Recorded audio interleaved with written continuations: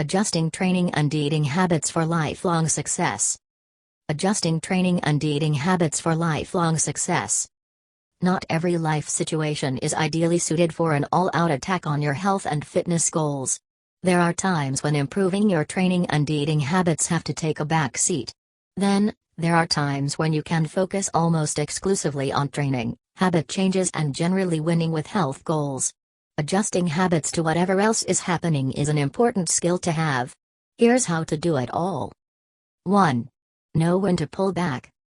These are the times when you're already chasing your tail, trying to catch life's curveballs as they hit your way. The times when you have a tight deadline at work that takes 28 hours of your time each day, or when you are required to travel. Times when you have to care for someone close to you. Or on an upside, the holiday times. Switching your training or diet to a higher gear during these times just doesn't work. You've maxed out on the available gears. What should you do with your training during pullback times? Do the minimum to maintain what you've got so far. If you are used to training 5 hours a week, take it back to 2, 3, or even less. You might even be better off planning your training so that during pullback times, you're recovering and taking time off. Your body needs it every now and then. Stay active in other ways. Have a plan in place to set aside a few minutes each day for meditation or another form of stress release. What shouldn't you do with your training during pullback times? Don't stress if you can't keep up with your normal training schedule. Don't tackle the newest hate Hollywood belly fat blaster or Guns of a Ghetto He-Man training plans. What should you do with your diet and habits during pullback times?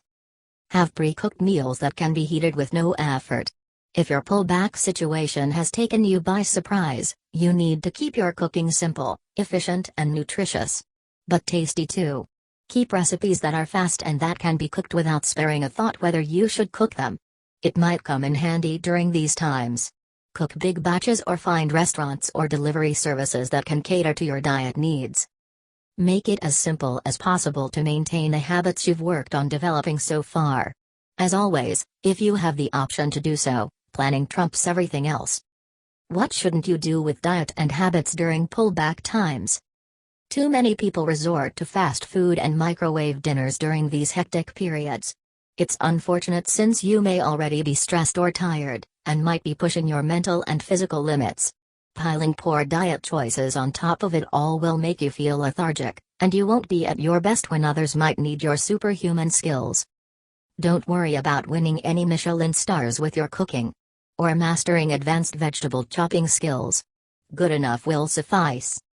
Don't add new habits unless you are 100% confident you can stick to them. 2. Know when to aim for reasonable progress.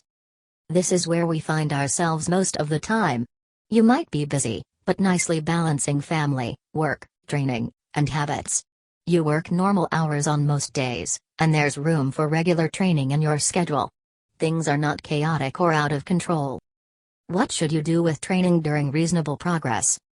It's good to alternate between easy and moderate. Occasionally, when the stars align, test your limits. Stay at a reasonable level most of the time. Meaning, you show up, get your training done and move on.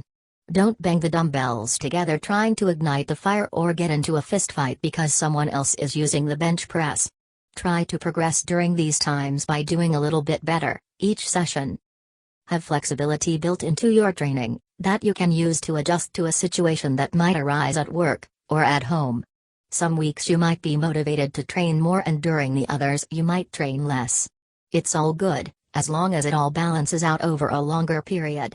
Think lifelong cumulative of training as a marathon and not a sprint. What shouldn't you do with training during reasonable progress? Don't be a hero and try to tackle epic and complicated training plans that are going to get thrown out the window as soon as something unexpected happens. Don't sign up for a 6 weeks to a 10-pack boot camp.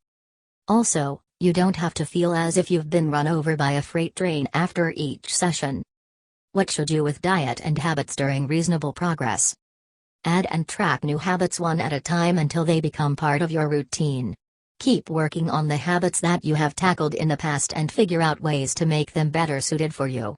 Find your sweet spots. Plan ahead so that you know how to react when an unusual or stressful situation comes around. What shouldn't you do with diet and habits during reasonable progress? Don't take on habits unless you are at least 80 to 90% confident that you can succeed with them. 3. Know when to go all in. These are the times when work is easy or non-existent. You have a private chef, or a very supportive wife, cooking all your meals and helping you with every request you might have. You have a nanny with a British accent who looks after the kids while you overhead press in the penthouse. You might even own a pool and a dolphin. Or you might be an 18-year-old living in your parents' basement. Mom's your chef and dad is your spotter. You have no money issues, work troubles or dependents to look after. What you do have is all the time in the world. What should you do with training during these times? Always wanted to try the hardest of all training plans? Want to tackle the insane 6-month-long plan that The Rock is on? Spend an extra hour at the gym each day just to work on your triceps? Go for it, this is your chance. What shouldn't you do with training during these times? Don't try to break the world record for squatting on a stability ball, because, well, it's just dumb. And dangerous. Otherwise, do whatever you want. Because there isn't any reason not to. Nothing is going to slow you down. But just don't get injured. What should you do with diet and habits during these times? Go on the strictest eating plan and calculate and weigh every single calorie and macronutrient. Let your life revolve around eating, and skip every possible social gathering in order to become the version of yourself that you want to be. I mean, for you, success should be measured in weights lifted and protein consumed. What shouldn't you do with diet and habits during these times? Don't search for the secret supplement to increase your arm size. Don't eat magic mushrooms or go on a juice cleanse to lose weight. Also, don't do steroids. By now, you might have realized that for most of us number 3s, it is as rare as coming across a double-headed donkey. It is unlikely that you will be so fortunate. And you most likely wouldn't be reading this blog. Then again, maybe you are a bored 16-year-old billionaire living in your parents' basement with your dolphin, who just enjoys my down-to-earth approach to fitness.